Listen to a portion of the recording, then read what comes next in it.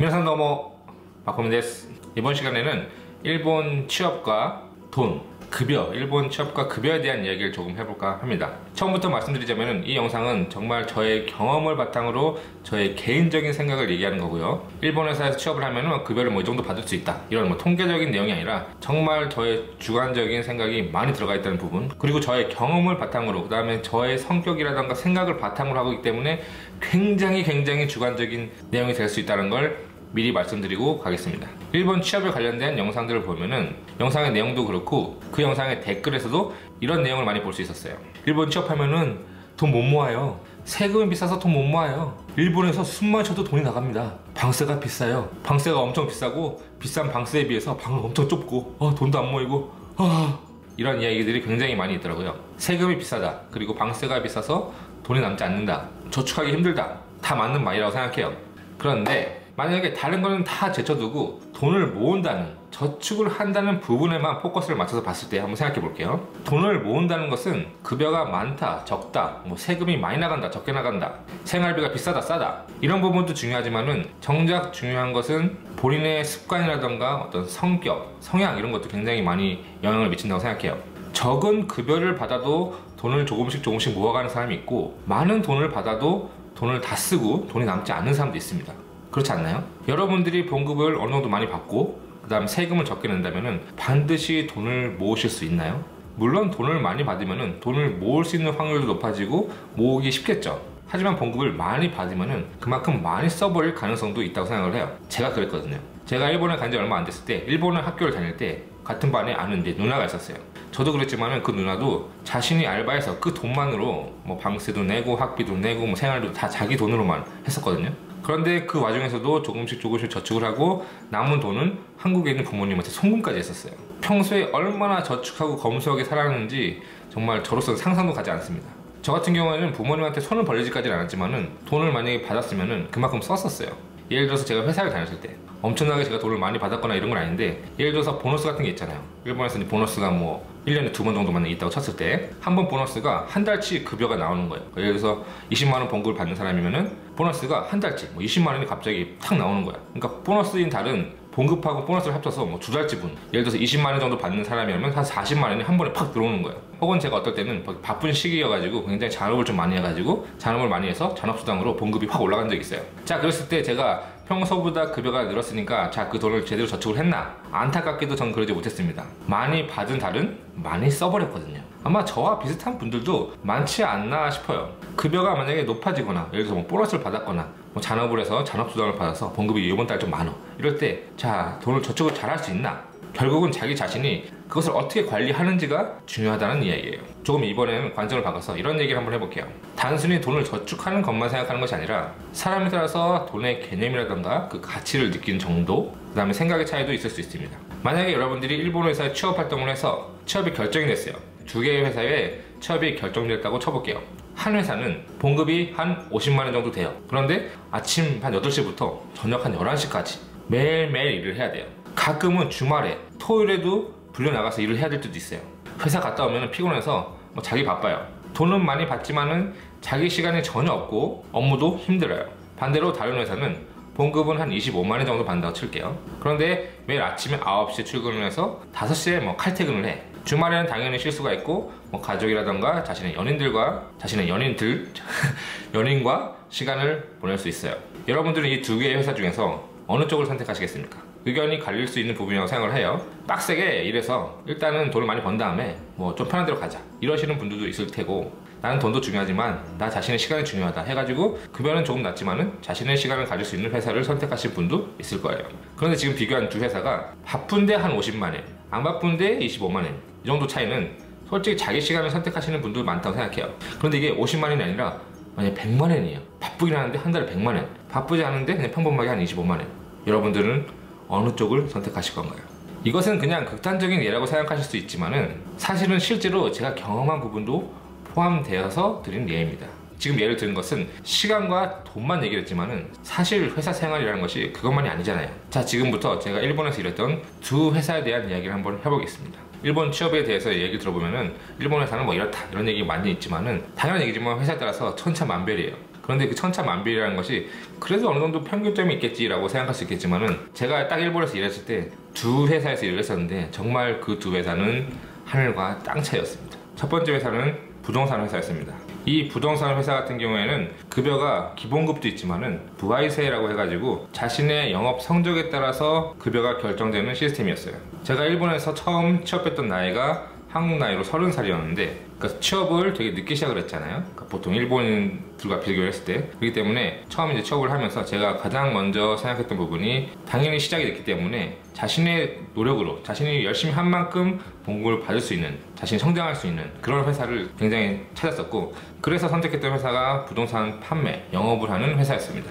제가 다녔던 회사가 부동산 판매만 하는 회사가 아니었어요. 여러 가지 부서가 있는데 제가 들어갔던 부서가 영업부로서 취업을 한 거죠. 자신의 성적, 영업 성적에 따라서 급여가 결정되는 시스템이었는데, 성적이 좋으면 한 달에 100만 원도 충분히 벌 수 있는 그런 회사였어요. 실제로 제 위에 2년차 선배죠. 2년차 선배인데 한 달에 급여가 100만 원 넘어가는 사람도 있었어요. 그리고 다른 선배 중에는 2년 만에 초고속 승진해가지고 과장까지 올라가는데, 그렇게 되면은 한 달에 급여가 150에서 한 200만 원 정도가 됩니다. 자신의 노력을 한 만큼, 그만큼 대가는 돌아와요. 그런데 굉장히 힘든 환경이었어요. 영업 성적이 굉장히 중요한 부분이기 때문에 그거에 대한 프레셔가 엄청났어요. 영업 성적이 좋은 사람과 나쁜 사람의 대우는 정말 하늘과 땅 차이였습니다. 만약에 영업 성적이 좋으면은 솔직히 출퇴근 시간도 상관이 없어요. 늦게 출근해가지고 빨리 퇴근해도 아무도 뭐라고 하는 사람이 없었어요. 하지만 제가 당연히 입사를 했을 때는 아무 성적이 없었죠. 그렇기 때문에 아침에 좀 일찍 나가서 저녁에 늦게 집에 왔었고, 영업 성적에 따라서만 급여가 결정되기 때문에 잔업수당 이런 것도 없었어요. 실제 룰로서는 잔업을 한 게 되는데 잔업수당이라던가 이런 건 전혀 주지 않았었습니다. 전 사원이 한 100명 정도밖에 되지 않는, 규모는 작은 회사였지만은 그 성적이 굉장히 좋았기 때문에 돈도 많이 벌었었고, 회사가 전액 부담을 해가지고 그 100명 정도 사원을 전부 다 일본의 온천 여관에 데려가고 뭐 이랬었어요. 하지만 아까도 말했지만은 성적이 좋지 않은 경우에는 정말 그 대우가 엄청나게 심각했습니다. 책을 던지거나 더 심한 경우에는 실제로 싸다기가 날라오기도 했었습니다. 정말 여러분들이 아마 생각도 못한, 난 솔직히 이게 야쿠자에 내가 지금 들어왔나? 이런 생각이 들 정도로 장난 아니었어요. 정말 재떨이만 아니었어 그렇지 정말 막 싸다기 날라오고 발로 차고 이 정도는 기본이었어요. 성적이 안 좋았을 경우에. 그 정도로 때리고 괴롭힌다면은 뭐 경찰에 신고하면 되지 않냐, 뭐 이렇게 노동청에 신고하면 되지 않냐 이러시는 분들도 계시겠지만은, 거기에 들어간 사람들은 나는 열심히 해서 좋은 성적을 남겨가지고 돈을 많이 벌겠다 이런 각오로 들어가기 때문에 어떻게 보면 약간 세뇌가 된 상태예요. 그렇기 때문에 뭐 하겠다, 열심히 하겠다, 뭐 한 대 맞아도 열심히 하겠습니다, 뭐 이런 식으로 뭐 기합을 넣어서 하는 뭐 그런 회사이기 때문에, 지금 생각해보면 좀 일반적인 기준에는 되게 이상한 회사였긴 했는데, 실제로 성적을 내면은 그만큼 성적에 맞게 돈을 받아갔고, 정말 그 보상도 어마어마하게 컸기 때문에 정말 1년 차에도 정말 열심히 하면은 뭐 100만 원도 충분히 가져갈 수 있는, 정말 룰로서 정해져 있었기 때문에 자기 하기 나름인 회사이긴 했어요. 안타깝게도 솔직히 저한테는 안 맞아가지고 정말 3개월만 일하고 그만두긴 했는데, 뭐 이렇다고 제가 또 성적이 그렇게 나빠진 것도 아니었어요. 제가 들어갔을 때 15명 정도 신입사원이 있었는데, 그 중에서 제가 3개월 만에 그만두긴 했지만 그때 성적이 한 3위 정도 됐었거든요. 지금 생각해보면은 만약에 거기에 계속 남아서 성적이 점점 올라가고 하는 방법도 익히게 되면은 돈을 많이 벌었을 수도 있겠다라는 생각을 하지만은 저는 안 맞아가지고 그만뒀고요. 그때 당시에 스트레스가 정말 너무너무 심했어요. 회사 가는 게 너무너무 싫었고, 아침에 일어나서 회사 가야 된다는 생각을 하면은 정말 막 죽을 정도로 싫었고, 정말 스트레스가 너무 심해가지고 제가 그만뒀던 담배도 다시 피게 되고, 하루에 담배를 2갑씩 피기도 했었어요. 제가 처음 들어가서 한 2달 정도 됐을 때 처음으로 이제 집을 팔아가지고 성적이 좀 좋았을 때는 과장이 굉장히 잘해주긴 했는데, 그 다음에 딸에는 성적이 또 안 좋으니까 또 굉장히 갈구더라고요. 그래가지고 너는 정말 이 일을 정말 하고 싶다면은 이 일에만 몰두해야 된다. 지금 사귀고 있는 여자친구와도 헤어져라. 이 정도 말을 할 정도로 정말 장난 아니었어요. 영업에 대한 그 압박이 장난이 아니어가지고 그 스트레스가 엄청났기 때문에 저는 3개월만 일하고 그만두게 되었습니다. 그 다음으로 들어가게 되는 회사가 서비스업이었죠. 호텔, 어떤 고급 리조트 호텔 같은, 호텔이라던가 온천여관 같은 데서 일을 하는 그런 회사였는데, 급여는 정말 평범했어요. 그냥 정말 평범했었는데, 제가 일본 생활을 그만두고 돌아올 때까지 그 회사에서 계속 굉장히 만족을 하면서 일을 했었죠. 다시 말씀드리지만은 급여는 굉장히 평범했어요. 하지만은 거기서 같이 일하는 사람들과의 인간관계가 굉장히 좋았고, 굉장히 전 재밌게, 정말 쉬는 날만 되면은 회사 사람들과 놀러 갈 정도로, 뭐 1박 2일 여행까지 같이 갈 정도로 굉장히 사이가 좋았고, 가끔 이런 얘기 하시는 분도 있죠. 뭐 돈보다도 뭐 일에 대한 만족감과 보람이 중요하다, 뭐 이러시는 분도 계실 텐데, 실제로 그런 부분이 있었어요. 굉장히 보람스럽고 보람된 부분이 있었고, 손님들이 즐거워하는 모습을 보거나 이럴 때 굉장히 만족감을 느꼈고, 회사 가는 게, 아침에 일어나서 회사 가는 게 정말 너무너무 좋았어요. 뭐 친구랑 놀러 가는 느낌? 막 그런 거 있잖아요. 학교 다닐 때 학교 가서 애들하고 놀면 재밌잖아요. 뭐 이런 느낌 있잖아요. 이런 느낌으로 회사 갔었고, 정말 재미나게 많은 경험을 하면서 지냈던 것 같아요. 앞에서 제가 급여에 대한 얘기를 했었잖아요. 급여가 높은 회사인데 뭐 일이 많은 회사, 급여가 낮은 회사인데 그냥 평범한 회사, 이랬을 때 여러분들은 어느 쪽을 선택하시겠냐. 이것은 굉장히 극단적인 예라고 생각하셨을지도 모르지만은 실제로 제가 일본에서 일했던 두 회사가 이 정도의 차이가 났습니다.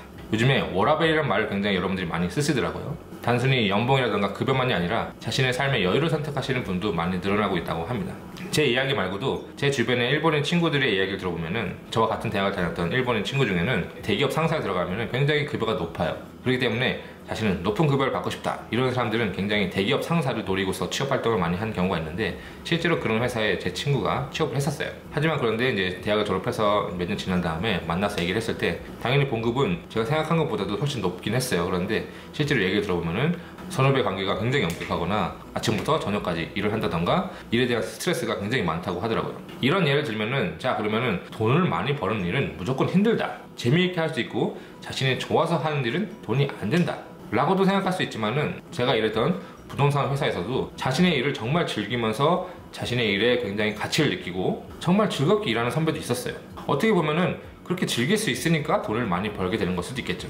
돈을 많이 벌어서 뭐 명품을 사거나 이런 것도 좋아했었고, 그런 부분에 만족을 하기 때문에 항상 어떻게 하면 조금이라도 더 영업을 잘할까, 그런 걸 항상 고민하고 생각하는 그런 모습도 볼 수 있었죠. 저의 직속 과장 같은 경우에는 단순히 자신은 돈을 많이 벌어서 벤츠를 타고 싶다라는 그런 목표만으로 이 회사에 들어와서 실제로 벤츠를 사게 됐다고 하더라고요. 나중에 알게 된 사실이지만 그 과장은 얼굴은 굉장히 험악하게 생겼었는데 저보다 한 살 어렸었어요. 20대 후반의 나이로 한 달에 200만 원 정도 받으면서 벤츠를 타고 다녔던 거예요.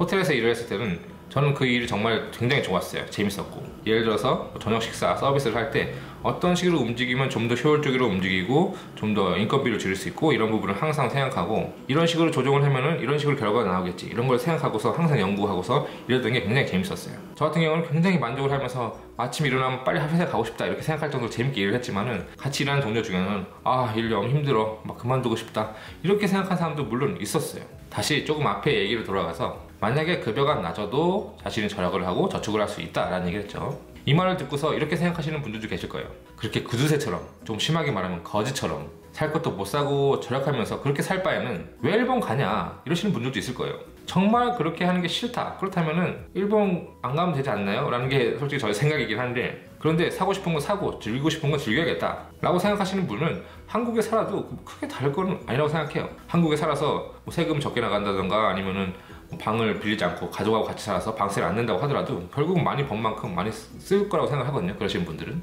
일본에서 혼자 사는 거랑 한국에서 가족과 같이 사는 거랑은 정말 하늘과 땅 차이라고 생각을 해요. 예를 들어서 한국에서 부모님과 같이 살면서 방세를 뭐 하나도 안 낼 수도 있잖아요. 물론 조금 내거나 아니면 뭐 부모님 용돈을 드릴 수도 있지만은 방세를 하나도 안 내는 경우도 있을 수 있고, 그 외 잡비들도 돈이 안 들어가요. 예를 들어서 뭐 전기세, 수도세 뭐 따로 내는 사람도 있겠지만, 자잘한 부분 뭐 치약, 칫솔, 뭐 샴푸 이런 것도 자기 돈으로 살 때도 있지만은 집에 있는 거 그냥 그대로 쓰는 경우도 많이 있잖아요. 제가 일본에서 이제 가서 혼자 살면서 느꼈던 게 의외로 그런 부분 있잖아요. 정말 자잘한 거, 그런 부분이 조금씩 돈이 나가는 게 굉장히 생각보다 많이 들더라고요. 그런 부분이 이제 한국에서 가족들과 사는 것과 일본에서 혼자 사는 것, 이런 경우에는 굉장히 큰 차이가 있을 수 있다. 그리고 세금이 일본이 더 비싸니까, 한국이 좀 더 싸니까 그런 식으로 절약을 할 수 있거나 돈을 모을 수 있다면은, 그리고 돈을 모으는 게 자신의 목적이라면은 한국에 사는 선택을 하는 것도 하나의 방법이겠죠. 만약에 일본 생활이 급여가 작아서 저축이 힘들지만 그래도 저축을 해야 한다면, 혹은 꼭 저축을 해야 하겠다 라고 한다면 현재 상황을 좀 개선하는 방향을 생각하는 것이 어떨까 싶네요. 예를 들어서 일본은 방세가 비싼데, 방세가 비싼 것에 비해서는 방이 뭐 코딱지만큼 작다 뭐 이렇게 생각하시는 분들도 많을 거라고 생각을 해요. 특히 동경 쪽에 이렇게 수도 쪽 기준으로 봤을 때, 뭐 지방에 가면 좀 약간 넓게 살 수 있겠지만, 물론 집이 넓으면 당연히 좋죠. 하지만 일이 바빠서 집에서 그냥 잠만 잘 때만 사용을 한다 뭐 이러시는 분들은 굳이 넓은 집을 빌릴 필요가 없잖아요. 방세가 좀 싸고 좀 좁은 곳에 사는 것도 하나의 방법일 수가 있어요. 물론 이건 이제 혼자 살 때 이야기고, 자신은 만약에 여자친구가 있어서 가끔 이렇게 놀러도 오고 해야 된다 이러시는 분들이라면은 좀 넓은 집을 구할 수밖에 없겠죠. 혹은 만약에 여자친구랑 이야기를 잘해서 뭐 같이 동거를 해버리는 거예요. 같이 살아요. 그러면은 둘이 같이 방세를 내게 되니까 싸게 살 수도 있는 거예요. 실제로 제가 대학을 다닐 때 저 혼자 이제 방을 빌리면 한 6만 원 정도 한단 말이에요. 그런데 아는 형과 둘이 같이 살게 되면서 한 8만 원 정도의 방을 빌렸어요. 그러니까 6만 원보다 훨씬 넓고서 좋은 곳에 살았는데 8만 원이 반으로 나눠서 4만 원씩 내면 살았던 거예요. 그러니까 방세로 나가는 돈은 반으로 줄었는데 더 넓은 집에서 살 수 있었던 거죠. 솔직히 저 같은 경우는 일본에 살 때 방의 크기는 그렇게 중요하게 생각해 본 적이 없어요. 저도 일본에 살 때 좁은 집에 살았지만은 전혀 불편하다고 느낀 적이 없습니다. 이거는 정말 개인적인 부분이기 때문에 여러분들이 뭐 참고할 필요도 없어요. 그냥 한번 듣고서 흘리면 될 것 같은데, 제가 일본에 처음 갔을 때는 신문 배달이라는 아르바이트를 하면서 그 안에 있는 기숙사에서 살았단 말이에요. 화장실과 뭐 욕실 같은 걸 공동으로 쓰는 그런 곳에 살았고, 그 후에도 욕실을 공동으로 사용을 하는데 밖에 있어요. 집 밖에 있고 50엔을 내면은 뭐 한 2-3분 동안 이렇게 따뜻한 물이 나오는 그런 곳에 살거나, 아니면 아예 처음부터 방에 욕실이 붙어있지 않은 그냥 방과 화장실만 있어요. 욕실이 따로 없었어. 그러니까 따뜻한 물 나오는 게 없었어요. 뭐 싱크대는 있었기 때문에 거기에 호스를 화장실로 연결해가지고 한겨울에도 찬물로 샤워하고 막 이랬었거든요. 겨울에는 너무 추우니까 신문 배달 한 다음에 좀 떼가지고 몸을 좀 데운 상태에서 찬물로 샤워를 하거나, 아니면 제가 그때 대학교 다녔었기 때문에 대학교에 이제 서클 활동을 하는 그 건물 안에 샤워실이 있었는데 거기서 가서 따뜻한 물로 샤워를 하기도 했었습니다. 그렇기 때문에 욕실이 달려있는, 언제든지 자신이 샤워를 하고 싶을 때 따뜻한 물로 샤워를 할 수 있는 환경에서 제가 산 것은 일본에 간 지 2년 뒤에 있었던 일이에요. 그 전까지는 계속 뭐 공동으로 사용을 하거나 욕실이 없거나 뭐 50엔 100엔이면 몇 분 동안 오유 나오거나 뭐 이런 식의 집에서만 계속 살았기 때문에 집 안에 욕실이 있고 뜨뜻한 물을 언제든지 샤워를 할 수 있는 것만으로도 저는 만족을 했었기 때문에, 그렇기 때문에 뭐 방의 크기 이런 거 솔직히 중요하게 생각하진 않았습니다. 이것은 굉장히 특수한 상황이기 때문에 여러분들 참고하실 필요 없고요. 아까도 말씀드렸지만은 참고가 될 상황이 아니고, 저도 이런 고생을 했으니까 여러분도 참으세요 뭐 이런 얘기가 아니에요. 그냥 그랬다는 얘기입니다. 그냥 잊어버리세요. 일본 취업을 할 때 일본 회사에서 일을 하면서 얻을 수 있는 것은 저는 돈만이 아니라고 생각을 해요. 당연히 회사를 결정할 때 가장 눈에 띄는 부분은 급여겠죠. 일본의 경우 세금도 많이 내고 뭐 방세도 비싸고 교통비도 비싸고 돈이 안 남는다, 어떻게 저쪽을 하냐, 맞는 말이에요. 이것은 근데 꼭 일본 취업만이 아니라 한국 취업도 비슷하다고 생각을 합니다. 급여도 좋고 좋은 조건의 회사를 찾으려고만 할 때 만약에 그런 회사를 못 찾아가지고 뭐 1년, 2년 취업 준비를 해요. 그런데 그럴 시간에 빨리 취업을 해가지고 적은 급여라고 하더라도 경력을 쌓고 일을 배우고 자신이 성장을 하면은 얼마든지 더 좋은 조건의 회사를 찾을 수 있다고 생각을 하거든요. 그리고 만약에 한국 회사가 아니라 일본 회사에서 일을 할 경우에 아까도 얘기했지만은 뭐 급여라는 부분에서 돈이 안 모여 이럴 수 있지만은 정말 부가적인 부분, 일본에 살기 때문에 당연한 얘기지만 일본어가 점점 늘겠죠. 그리고 외국 생활이라고 하는 남들이 쉽게 할 수 없는 경험을 쌓을 수 있는 계기가 되기도 해요. 아마 이 영상을 보시는 분들 중에는 실제로 지금도 뭐 일본에 살거나 아니면 다른 나라에 사시는 분들 계시겠지만은 외국 생활이라는 것은 그렇게 간단하지 않습니다. 그리고 가족들과 떨어져서 집을 나와서 생활을 할 경우에 어떤 경험치랑 뭐 독립심을 기르고 이런 것도 뭐 돈으로 환산할 수는 없지만 굉장히 큰 경험이라고 저는 생각을 하거든요. 일본 취업을 생각할 때 한 번에 좋은 회사를 찾아서 들어가려고 하는 것은 연애를 처음 해보는 사람이 얼굴도 예쁘고 성격도 좋고 애교도 있고 모든 면에서 완벽한 사람을 찾으려고 하는 것과 비슷한 부분도 있다고 봐요. 사람도 여러 명을 만나보고 여러 명을 사귀어봐야 사람을 보는 눈이 생기듯이 일본 취업도 일단 일을 해보면서 일본 생활이 이렇구나, 외국 생활이 이렇구나, 일본에 사는 이렇구나, 이런 부분을 알아가고 일본에 살면서 일본어 레벨도 높이고 일본에 살면서 일본 생활에 대한 이해도도 높이고 일에 대한 어떤 스킬 같은 부분도 늘리고 자신을 좀 더 성장시켜서 뭐 전직을 한다던가 같은 회사 안에서 좀 더 높은 포지션을 차지하기 위해서 노력을 하는 것, 이런 것도 하나의 방법이라고 생각을 합니다. 일본 취업에 대해서 생각을 할 때 블랙 회사가 무섭다, 어떻게 하면 블랙 회사를 피할 수 있나요? 일본이 지금 외국인을 많이 채용하는 것은 힘든 일만 시키려고 하는 것이다, 한국인을 모집하는 일본 회사들은 대부분 블랙 회사다 라고 말하시는 분도 계시더라고요. 그런데 그것은 지금의 자신이 블랙 회사라고 불리거나 생각되어지는 회사에 취업을 할 수밖에 없는 상태이기 때문에 그렇다고 봐요. 일본어도 어느 정도는 하지만은 일본어보다는 못해요. 특별히 가진 스킬도 없어요. 그런데 일본 취업을 하고 싶어요. 당연히 블랙 회사에 걸릴 확률이 높아지는 겁니다. 정말로 돈을 많이 받고 좋은 조건에서 일을 하고 싶다면은 자신을 좀 더 개발한다던가 뭐 전직을 노린다던가, 아니면 앞에서 제가 얘기했던 것처럼 결과에 따라서 돈을 주는 그런 뭐 부동산 영업이라던가 이런 부하의세로 돈을 주는 뭐 이런 회사를 선택하는 것도 하나의 방법이겠죠. 일본 취업은 그냥 조건이 좋지 않은 외국인 노동자가 될 뿐이다 라고 생각하시는 분들도 계시겠죠. 외국인 노동자로 시작하면 어때요? 시작을 안 한 사람보다는 낫지 않나요? 정말 일본에서 외국인 노동자로 계속 사느냐, 아니면 본인의 노력으로 일본인과 어깨를 나란히 하고 같은 동일선상에서 경쟁을 하면서 일을 할 것인가, 결국 본인에게 달려있다고 생각합니다. 뭐 환경 탓이라던가 뭐 주변 사람 탓을 한다던가 뭐 회사 탓을 한다던가 이런 식으로 남의 탓을 하는 것은 굉장히 쉬워요. 그리고 마음이 후련해지기도 해요. 하지만 결국 달라지는 것은 아무것도 없습니다. 뭔가 문제가 있다면 그 원인을 자기 자신한테서 찾고 그것을 개선해 나가면은 조금이라도 더 좋은 조건이나 환경으로 바꿔나갈 수 있는 거예요. 자신이 굉장한 스킬을 가지고 있다던가 아니면 경험치를 가지고 있다던가 경력을 가지고 있다던가 이런 경우라면은 이야기가 달라지지만 아무런 기술도 없고 경력도 없고 일본어도 이제 좀 대화가 되는 정도, 그리고 나이도 많아. 그런데 좋은 조건만을 바라는 것은 욕심이라고 봐요. 만약에 적은 급여라도 뭐 일자리를 주고 봉급을 주고 경력을 쌓게 해준 그 기회에 감사를 해야 된다고 생각을 합니다. 일본 회사 같은 경우에 교통비를 지급해주는 회사가 굉장히 많은데 사실은 어떻게 보면 이것도 봉급이랑 마찬가지예요. 자신의 손에 들어오는 돈은 아니지만은 회사의 입장에서는 봉급으로 지불을 하나 아니면은 교통비로 지급을 하나 결국은 나가는 돈이라는 것에는 변함이 없습니다. 이런 식으로 얘기하면은 뭐 노예 근성이니 뭐니 이런 식으로 얘기하시는 분들도 계실 거예요. 제가 영상에서 몇 번이나 얘기를 했지만 저는 돈이 없어가지고 뭐 신문 배달이라는 정말 말도 안 되는 힘들게 일을 해야 되는 아침에 막 2시에 일어나서 일을 해야 되는 그런 말도 안 되는 조건에서 일본에 처음 갔었어요. 그런 일을 하면서 지금은 뭐 신문 장학생 같은 경우에는 외국인을 뽑지 않는다고는 하는데 그때 당시에 제가 그걸로 갈 수 있었던 것은 그 신문 장학생이라는 제도로 저를 일본과 연결시켜준 어떤 유학원이 있었기 때문이에요. 저는 그 유학원을 통해서 일본에 갔었고 정말 힘들고 좋지 않은 조건이긴 했지만은 그런 계기가 있었기 때문에 일본 생활을 시작할 수 있었어요. 시작이라는 입구는 신문 장학생이었지만은 나름 일본에서 대학도 나오고 일본 생활에서 직장 생활도 할 수 있었습니다. 신문 장학생이라는 정말 힘든 일이긴 했지만은 일본과 저를 연결시켜준 그 유학원이 없었으면은 제가 일본에 가지도 않았을 거고 이런 일본 이야기라는 유튜브 채널도 없었을 거고 여러분들이 지금 저를 영상을 볼 수도 없었을 거예요. 제가 일본에 갔을 때는 고졸이었고 뭐 돈도 없었어요. 그런데 그런 제도가 있었기 때문에 일본에 갈 수가 있었던 거예요. 전 지금도 그 유학원의 원장님을 만나면은 막 절이라도 하고 싶은 그런 마음이에요. 하지만은 같이 신문 배달이라는 신문 장학생으로 갔던 사람들 중에서는 이건 얘기랑 다르다, 이렇게 힘들 줄 몰랐다, 이것은 사기다 라고 해가지고 그 유학원을 고소한 사람이 있다는 얘기를 들은 적이 있어요. 이거는 너무 힘들다, 이건 말도 안 되다, 사기다, 이런 식으로 얘기하면서 말이죠. 같은 출발점이라고 해도 자신이 어떤 마음가짐을 가지고 어떻게 해나가느냐에 따라서 그 결과는 달라질 수 있는 거예요. 유튜브에서 일본 취업 관련된 영상을 보다 보니까 의외로 처음에는 블랙 기업에 취업을 했다가 지금은 그 나름대로 자리를 잡고서 생활하시는 분들이 의외로 많더라고요. 물론 블랙 기업을 피해갈 수 있다면 당연히 좋겠죠. 하지만은 그것에 취업이 됐다 하더라도 거기서 어떻게 마음가짐을 가지고 자신이 해나가느냐에 따라서 결과는 달라질 수 있다는 얘기예요. 블랙 기업이라도 상관없으니까 무조건 일본 취업에 도전을 해, 이런 얘기가 아닙니다.